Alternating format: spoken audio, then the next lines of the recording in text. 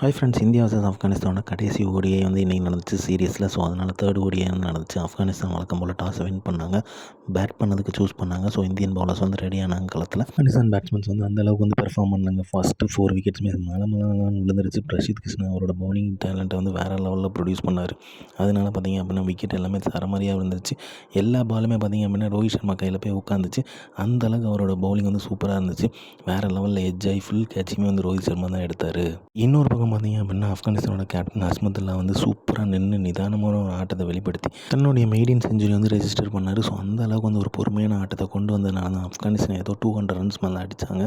So அதனால் அவங்க வந்து இந்தியாவுக்கு வந்து டார்கெட் செட் பண்ணது பார்த்திங்க அப்படின்னா 218 வந்து அடிக்கலாம் அப்படிங்கிற மாதிரி செட் பண்ணாங்க.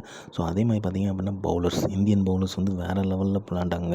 சூப்பராக விளாண்டாங்க, தாறுமாறாக விளாண்டாங்க. எல்லாருமே வந்து சூப்பராக பவுல் பண்ணாங்க. பிராராக இருக்கட்டும், இல்லை பிரின்ஸ் யாதவாக இருக்கட்டும், பிரஷித் கிருஷ்ணாவாக இருக்கட்டும், 3 பேருமே வந்து வேறு லெவல் பவுல் பண்ணாங்க. சூப்பரான விக்கெட் டேக்கிங்காக இருந்துச்சு. வேறு லெவலில் வந்து பவுலிங் பண்ணனால தடுமாறினாங்க ஆஃப்கானிஸ்தான் தான் சொல்லணும். அந்தளவுக்கு வந்து அவங்களால விளாட முடியல.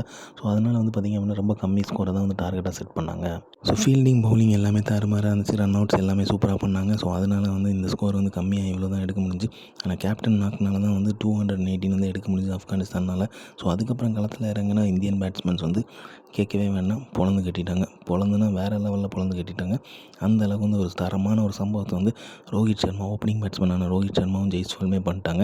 ஜெய்ஸ்வால் ஒரு பக்கம் செஞ்சுரி, ரோஹித் சர்மா 79 ரன்ஸ். இந்த மாதிரியான ஒரு தரமான பேட்டிங் வந்து வேறு லெவலில் காமிச்சு விட்டாங்க இன்றைக்கி சேப்பாக்கத்தில். செம்ம என்டர்டைன்மெண்ட்டாக இருந்துச்சு பார்க்கறதுக்கு. அந்த அளவுக்கு வந்து ஜெய்ஸ்வாலோட அதிரடியான ஆட்டத்தை திருப்பி வந்து பேக் டு ஃபார்ம் வந்த மாதிரி இருந்துச்சு. அந்த அளவுக்கு வந்து சூப்பரான ஒரு ஆட்டத்தை வந்து வெளிப்படுத்தினார். 38 பால்கள் 50 ரன் அடிக்கும்போது தாறுமாறாக இருந்துச்சு பார்க்கறதுக்கு. ஸோ அவர் வந்து செஞ்சுரி அடிப்பார் அப்படிங்கிற எக்ஸ்பெக்டேஷன் வந்து செம்மையாக ஃபுல்ஃபில் பண்ணார். இன்னொரு பக்கம் பார்த்திங்க அப்படின்னா ஹிட்மேன் தாறுமாறான கேமுங்க, செம்மையான அடி. அவரோட புல் ஷாட் எல்லா ஸ்டைலுமே இருந்துச்சு. செம்மையான ஒரு கேமை காமிச்சார். அவருமே செஞ்சுரி அடிச்சிடுவார் அப்படிங்கிற எக்ஸ்பெக்டேஷன் இருந்துச்சு. ஆனால் அவரோட விக்கெட்டை வந்து கொடுத்துட்டாரு. ஸோ அதுதான் அந்த ஒரு விக்கெட் தான் இந்தியாவுக்கு போச்சே. ஸோ அதுக்கப்புறம் கலந்துலாங்க ஸ்ரேயஸ் ஐயரும் ஜெய்ஸ்வாலுமே ஆட்டத்தை முடிச்சிட்டாங்க. அந்த அளவுக்கு வந்து தரமான ஒரு பேட்டிங் காமிச்சிட்டாங்க இந்தியா. ஸோ வந்து பவுலிங் வந்து எந்த அளவுக்கு டஃப்பாக டைட் பண்ண முடிஞ்சோ அந்த அளவுக்கு வந்து ஈஸியாக பேட்டிங் அமையும் அப்படிம்பாங்க. ஸோ பவுலர்ஸ் தான் எல்லா கிரெடிட்டுமே போகும். அந்த அளவுக்கு சூப்பராக விளாண்டுட்டாங்க. ஜெய்ஸ்வால் தன்னோட செஞ்சுரி வந்து ரெஜிஸ்டர் பண்ணியிருக்காரு. ஸ்ரேயஸ் ஐயர் 20 ரன்கள் எடுத்தார். ஸோ ஈஸியான விக்டரியை வந்து இந்தியா வந்து ரெஜிஸ்டர் பண்ணி சீரீஸை வந்து 3-0 அப்படிங்கிற மாதிரி க்ளீன் ஸ்வீப்பில் வின் பண்ணிட்டாங்க.